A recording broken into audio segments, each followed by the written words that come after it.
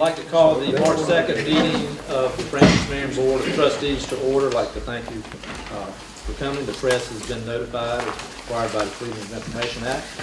I'd like to ask him to please call the roll. Mr. Wilson. Here. Dr. Bunch.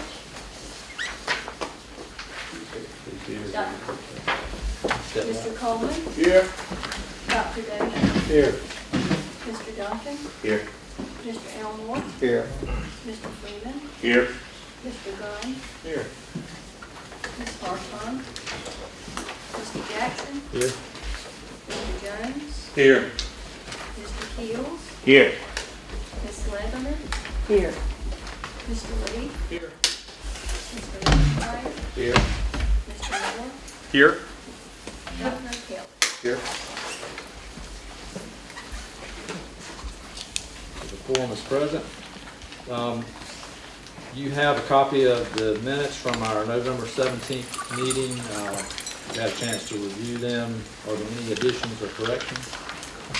Move that we approve this committee. There's a motion and a second. Any discussion? All in favor signify by aye. Aye. Opposed, nay. Motion's approved. Minutes are approved. Now we'll go under committee reports. The Executive Affairs Committee did meet, and we have one action item that we'd like to present to you in the form of a resolution for the acceptance of the gift of the old post office building from the FMU Education Foundation. You read about this in the newspaper, I think, in the past couple of days. And of course, we discussed it here today some, but I'd like to ask Dr. Carter to give us a brief description of it, just to make sure we're all on the same page. Thank you, Mr. Chairman. As the board members know, two of our ongoing partners in the development downtown, the City of Florence and the Dr. Bruce and Lee Foundation, joined with the Francis Marion Development Foundation, and all contributed to the purchase of that building. And I'll just go through it very, very briefly. The Dr. Bruce and Lee Foundation contributed $1.3 million. The City of Florence contributed $1.2 million, and the Francis Marion University Development Foundation contributed $1.2 million. Contributing those monies to the FMU Education Foundation, who purchased the building this past Wednesday. So the FMU Education Foundation will hold title to that building while we go through the necessary state approvals to be able to move the building from the Education Foundation to the university. This resolution, Mr. Chairman, asks the board to approve accepting the building on behalf of the university at the time that we've satisfied the requirements of the CHE, the SFAA, and the Joint Bond Review Committee. At that point, we should be able to effectively move this to the ownership of the building to the university. Our best estimate is it'll take about 2 months to clear each of those approval processes. So we'll move this building sometime in late April, early May. Any questions about that? The resolution has been presented by the Executive Affairs Committee. Is there a second? Second. Any discussion?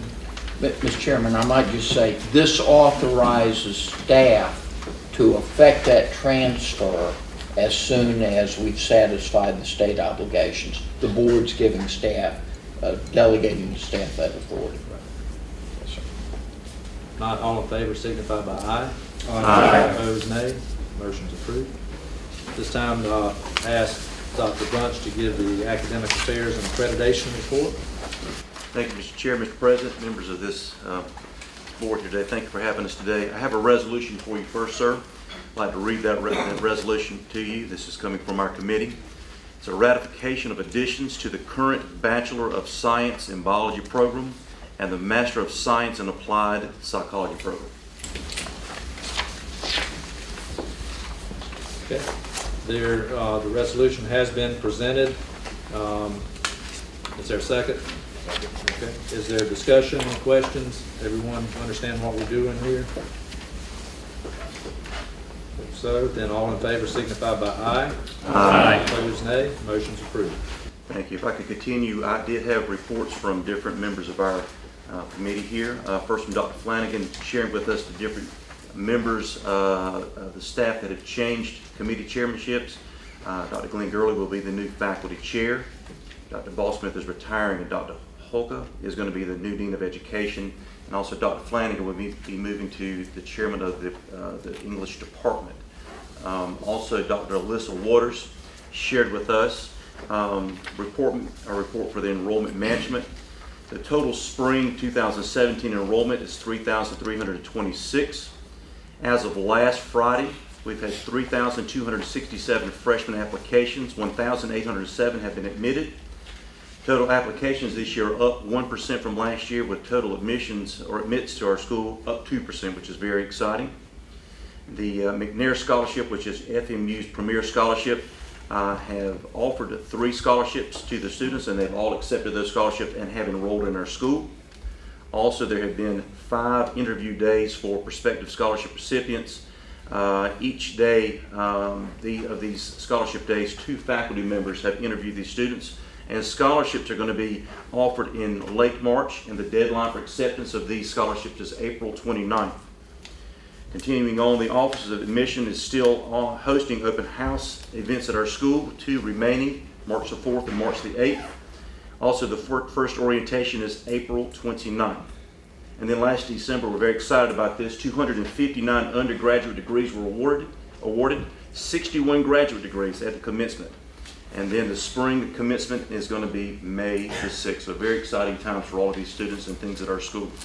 And then also we had a report given to us about the new, let me get this right, turn this over here for you. The representatives from Aleutian will be be part of the new ERP for our school with the software of Colleague. They gave a very extensive report about the implementation of how they started working with teams from our school already. They've had positive reviews already, positive working relationships. It's going very, very well.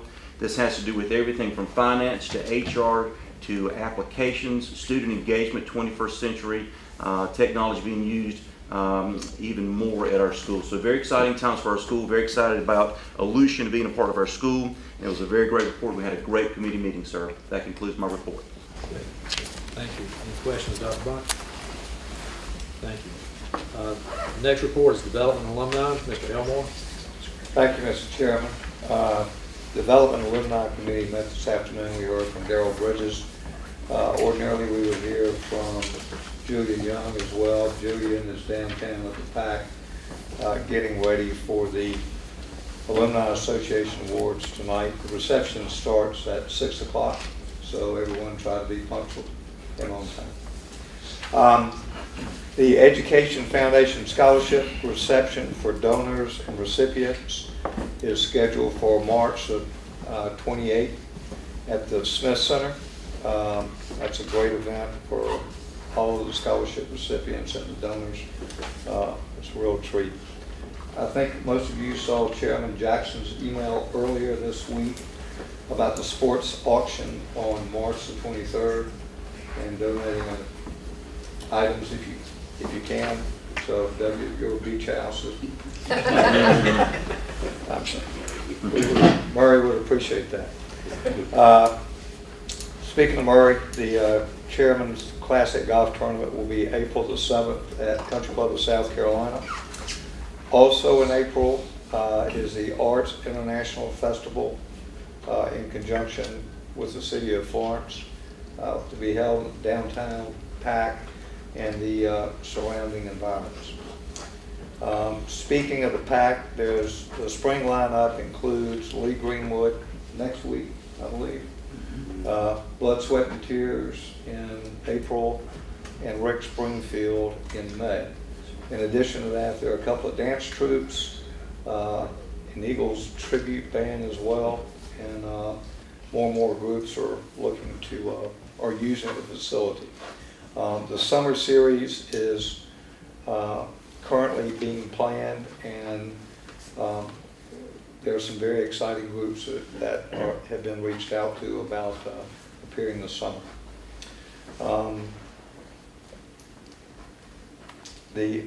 As most of you know, homecoming occurred this past month, but I will defer to Murray and I guess Jody, that's included in your report.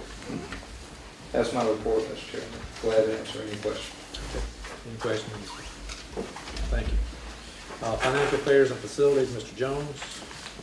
Thank you, Mr. Chairman. Good afternoon, everyone. The Financial Affairs and Facility Committee met this afternoon, joined by President Carter and Jay Kispert, Vice President for Business Affairs.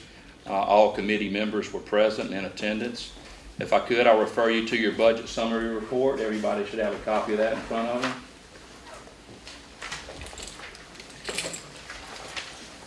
First, beginning with our revenues, fall revenues finalized at 98.5% of our target budget expectations. Undergraduate revenues were $47,000 above budget expectations. Spring revenues so far are at 97.9% of our target budget expectation, with a significant increase in graduate nursing revenue of $144,000. On the expenses, as of the report date, which is January 31st of this year, our general funds were 55% expended, which is in line with the expected expenditure as of the reporting date. On the next page, as it relates to headcount, there was no change in headcount since or FTE since our November meeting. Our total employee headcount currently sits at 495 and FTEs at 442.26. 4-year change is 8 on headcount and 8.1 on FTE. Next page, looking at the financial aid. Since November, financial aid has reduced its estimate of financial aid provided down to $51,752,000, a decline of $793,888.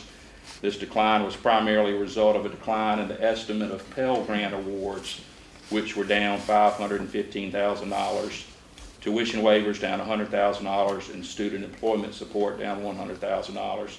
Just an interesting side note, just a little bit of speculation, but there was a comment that there was some potential for Pell Grants to come back in summertime. Don't know if that'll happen, but apparently that's something that's being talked about, which would be tremendous for us, so we'll keep a close eye on that. Total financial aid received last year was noted at $52,195,706. Our financial aid estimates will likely update and finalize at our June board meeting. That's it on the budget summary report. We did have a lot of conversation around facilities. Most of that conversation centered around the gift of the old post office, which Dr. Carter's already spoke about and we voted on in our resolution, and he may speak about that again in his president's report. But that's all I have at this time. If anybody's got any questions, we'd be happy to answer them. If not, that concludes my report. Okay, thank you. Any questions? Thank you. Student Affairs and Athletics, Mr. Bryson. Thank you, Mr. Chairman.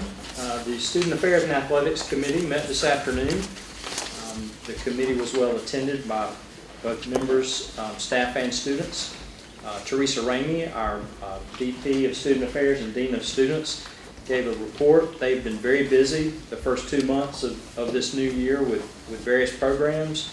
They had a successful Dr. Martin Luther King celebration on January the 12th in conjunction with the Florence Chamber of Commerce as a partner. It was the second year of their new format featuring a celebration of the arts, and it was very, very well received. They also had a number of Civility Week events for the week of January 30th, which were well attended. There was an International Holocaust Remembrance Program with comments from Dr. Lily Filler. And then our very own Dr. Randy Bridges was a keynote speaker for the Black Heritage Month program. So, Randy, thank you for that. And then we had moved on into student government, and our Student Government Association President, Frederica Presley, gave us a very good report. She is nearing the end of her presidency, but has had a very successful term, meeting the needs of the student body along with her fellow officers.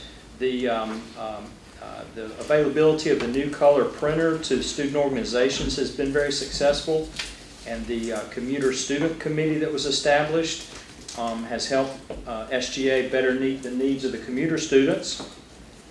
Right before fall exams, a late-night pancake breakfast was held and sponsored by SGA. And with over 200 students came to carve up and get ready for final exams, and apparently that was a great success with lots of fun and door prizes. Homecoming 2017 was a great success. February 8th featured the Patriot Experience with various student organizations participating. I believe there were 9 total who took part in that event, and over 250 students attended.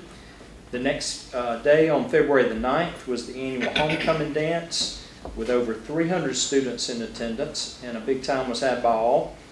On February the 10th, the next day, the Patriot Bonfire was held in conjunction with the athletic department. And then finally on February 11th, the annual homecoming parade with over 20 student organizations and featuring the local Lamar High School marching band. And I understand that there was also great weather and great victories to go hand in hand with that. So well done. She also reported that on March the 10th, SGA will take 16 students to Washington, D.C. for an educational leadership tour, and will visit with South Carolina delegates in the Congress and the Senate, tour the Capitol building, and I understand they're going to catch a show at the Kennedy Performing Arts Center. And much credit was given to Dr. Carter for help in putting that together. So late March, we'll see executive officer and Senate elections. And then on April the 15th, student government will sponsor the Student Leadership Conference. So a very busy semester. We also heard from our athletic director, Murray Hartzler.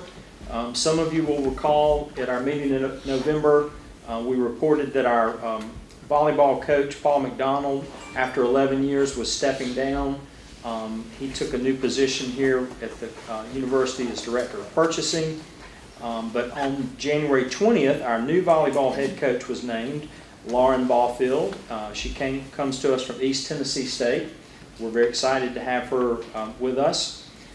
Women's basketball, they finished second in the East Division of the conference in the regular season of the Peach Belt Conference, and they are playing at Lander University this Saturday versus Columbus State. So that'll be a tough matchup, but we'll be ready for them.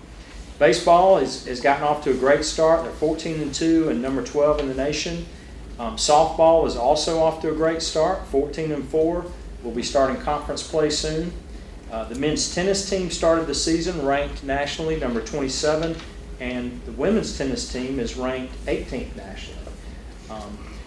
And I'm pleased to report that the fall GPA for our student athletes was 2.94. With 100 of our 190 student athletes having above a 3.0 GPA. So congratulations to all for that. That's a great accomplishment. And finally, just a couple of upcoming events. The athletic banquet will be on April the 24th. The Omicron Delta Kappa National Leadership Honor Society induction will be April the 3rd. Miss FMU pageant, April the 6th. And Student Life Awards will be April the 18th. So, Mr. Chairman, that concludes my report. Thank you. Good, thank you. Any questions? All right, that concludes our committee reports. Next, we have President's Report. Dr. Carter. Mr. Chairman, let me return just to the theme of the old post office for just a second. You know, the relationship we have with the city and the Dr. Bruce Lee Foundation is a very unique relationship, and it's brought 3 wonderful buildings for the university downtown to downtown. It's also spurred much of downtown redevelopment. Very, very proud about that. I do want to tell you personally what a delight it is to work with Mayor Wakila and Dr. Floyd, thinking through many of these projects and bringing them to the table. Those are fine gentlemen with whom to collaborate. And the type of relationship a state university has with the city government and a community foundation is very rare in South Carolina. We're truly fortunate to be part of that here in Florence. Second issue I want to cover very briefly. This appears to be the year of accreditations for us, okay? We have a whole series of accreditations coming up. I want to mention that to the board because it's likely as some of these accreditation teams come to town that they will want to talk to board members. And in some instances, with only a day or two notice, we may ask you to come and join us on campus and meet with these accreditation groups. Specifically, we have coming up, I believe next month, our nursing accreditation. Of course, Dean Ruth Whitman Price and Dr. Karen Gettings will handle that. Then we have next fall the engineering accreditation, and Derek Gyokish and our fine physics and engineering faculty will handle that accreditation review. And then all of next year will be our SACS reaffirmation process. We'll submit the report essentially in October, and then there'll be a site visit from SACS, and I think that SACS visit scheduled, Peter, is it February? March, scheduled for March. Rusty Ward and Charlene will be driving that process with the provost, but next year we're gonna go through a fairly extensive accreditation loop. I do want the board to know that we're confident that we'll do well with each of those accreditations. We're very, very proud of those programs. You may note that we have now appeared on the Wall Street Journal's Best Colleges list. That's another accolade that I'm very proud to let you know, and we'll ask Mr. Mitchell to put out some publicity this coming week about that list and where we are on it and what that signifies relative to our role as an institution. Now, I want to recognize 3 people, but I want to do it in a slightly different way. I want to recognize Glenn for having been elected the chair of the faculty.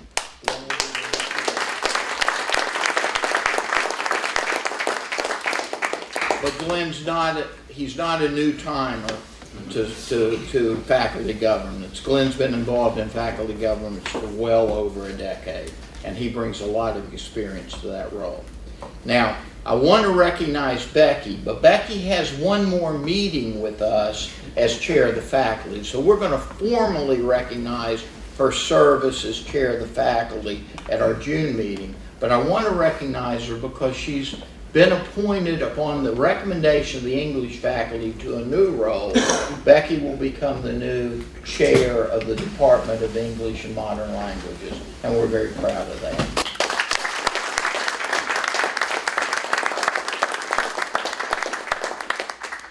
And then one bittersweet recognition. My dear friend Shirley Bow Smith is going to retire at the end of this year after serving 5 years as dean. It's bitter because the last thing in the world I want to happen is for Shirley to retire. It's sweet because she and Bert have waited a long time to do a lot of things they want to do together, and we're delighted that they'll have the opportunity to do that. So would you join me in giving them?